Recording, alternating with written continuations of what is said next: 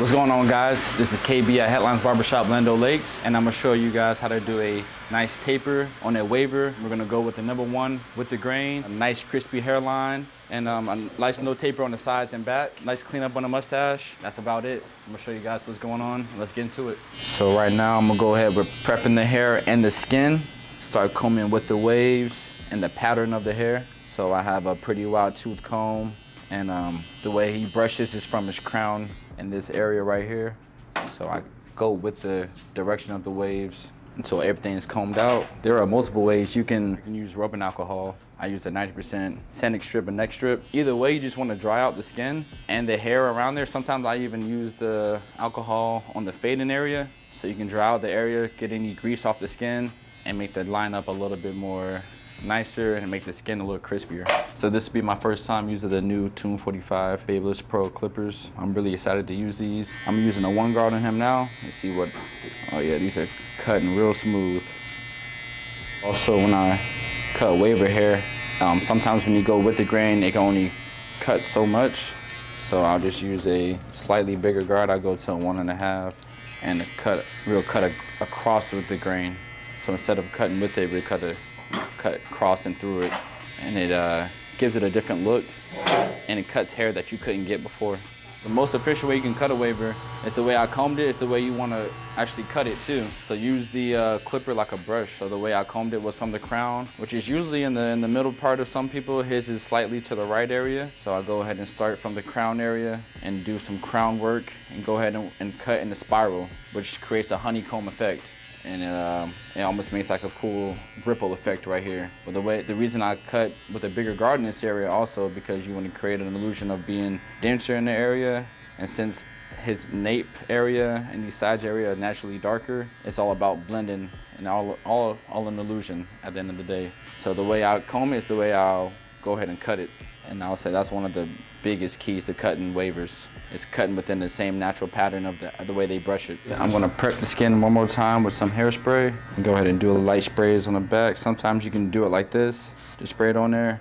But honestly, I just like to just spray it on my finger so you don't spread it all over the client's face, especially right here. Just spray it on your finger and just kind of dabble. A good way to check for a taper if you're unsure and you want everything to be even, just use guidelines. So mine's is at the corner of his eye to the top of his ear. So that'll be the bottom of my area.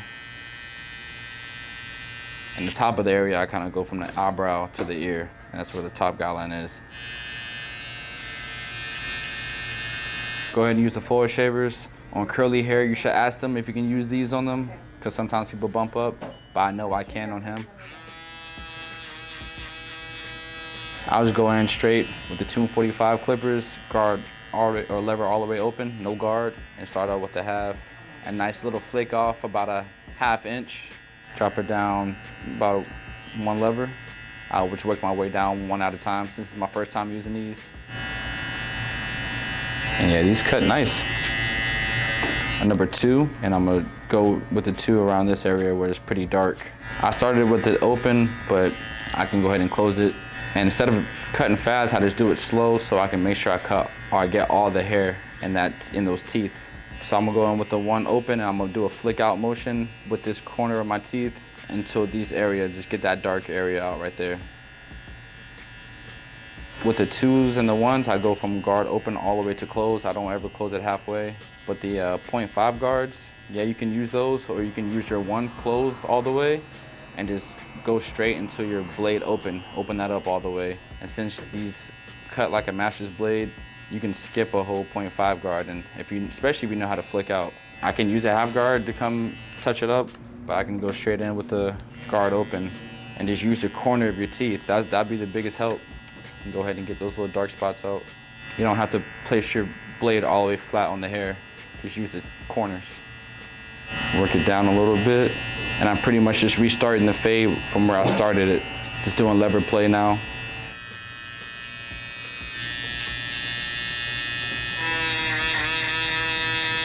So I can go straight to the 2 closed.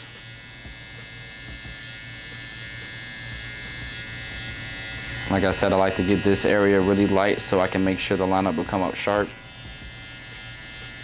I opened up the 2 a little bit so I can go ahead and get in that higher region up there.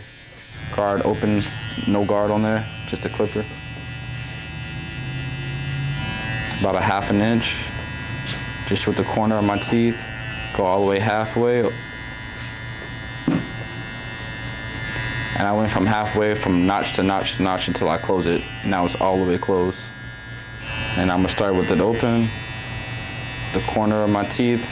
Be intentional with your cuts. You don't need to cut a lot of repetitive steps. You can go here all you want, but if it doesn't hit, try it 2 or 3 times. If you see it doesn't hit, then go ahead and close it all the way and try it again. So 2 or 3 strokes is really all you need in most spots. Guard open. Yeah, okay, let's go. Taper. All right, so I'm gonna focus on this back area now.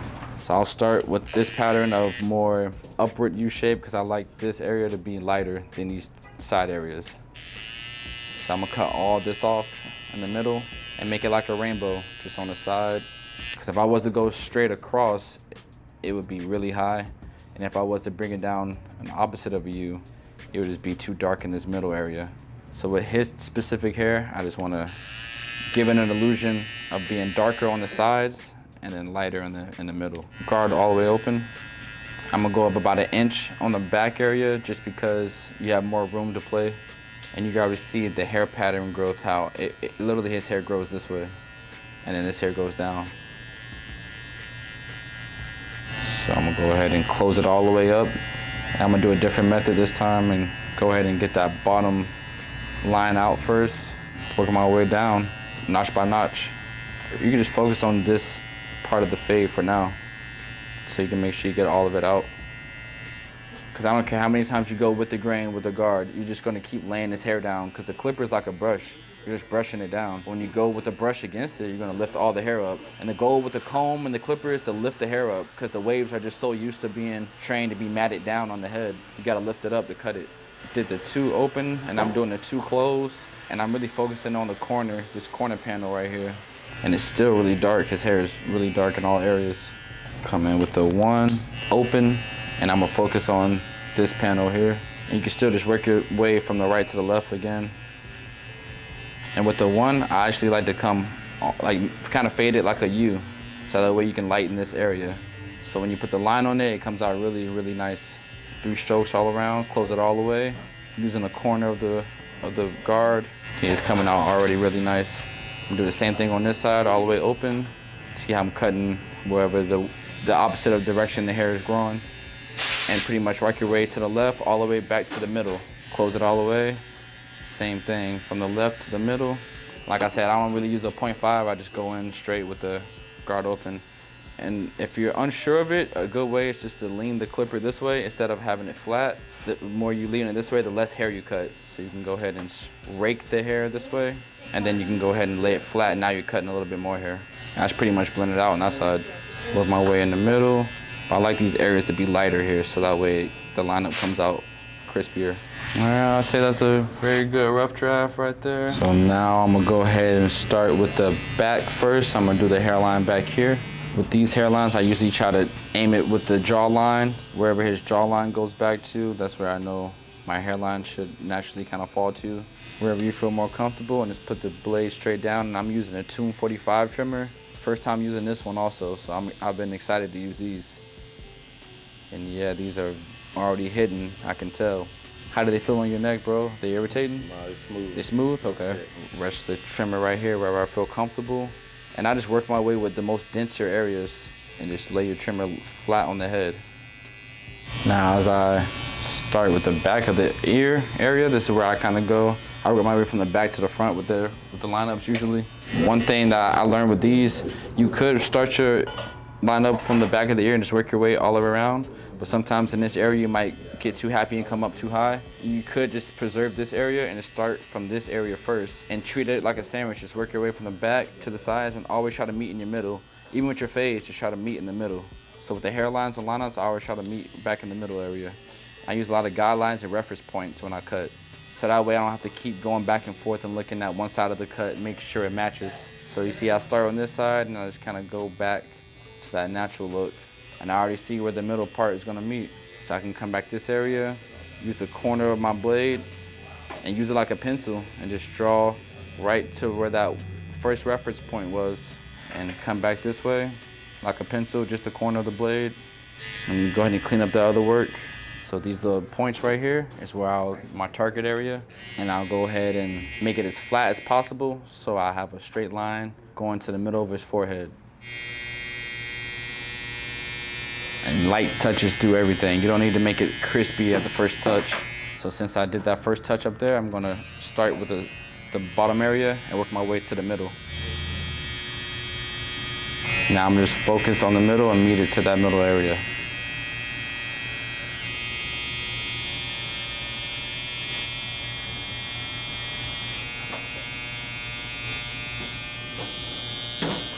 So I use it like a pencil again, up and down, and I just tap it. You know, you don't have to make it so crispy.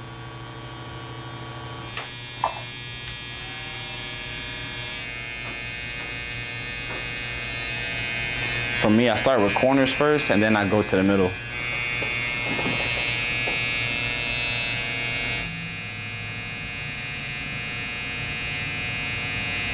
All right, so I'm going in with the no drip color enhancement, the Onyx Black. It fits great on my client's skin, and I'll show you how I use it. So I usually start on the vertical bars first with the enhancements in general.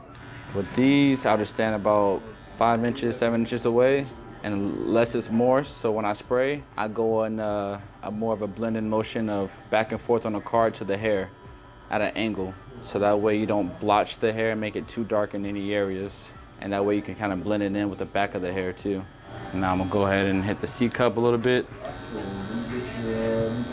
Same thing, about 5 inches away, and just up and down motion. So more of a blending motion rather than blotching all the enhancement on there, making it real dark. I wanna make it more natural. The Tomb45 hair fibers. I use these to spray on the hair, make the hair look a little bit more natural, and so you don't see as much shine on there. So it'll dull out the hair, and you can kind of stand about 7 inches back, and light puffs in the areas until you see it come out. Don't blotch any area, so spray too much in one area.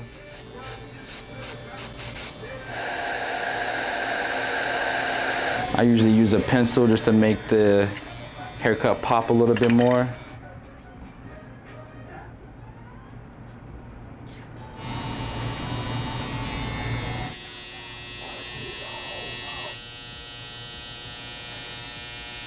And they started to come back, they were plus 650, I just put 10 bucks on.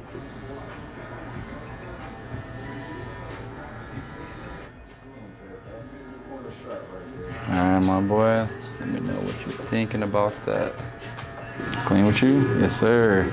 My guy enjoyed the cut, he liked the cut. Yeah, man, it's been a minute. And yeah, that's how we did it, man. Nice taper, clean cut, all even, nice blend on the sides, and a nice sharp, even line up. Damn it, Tito.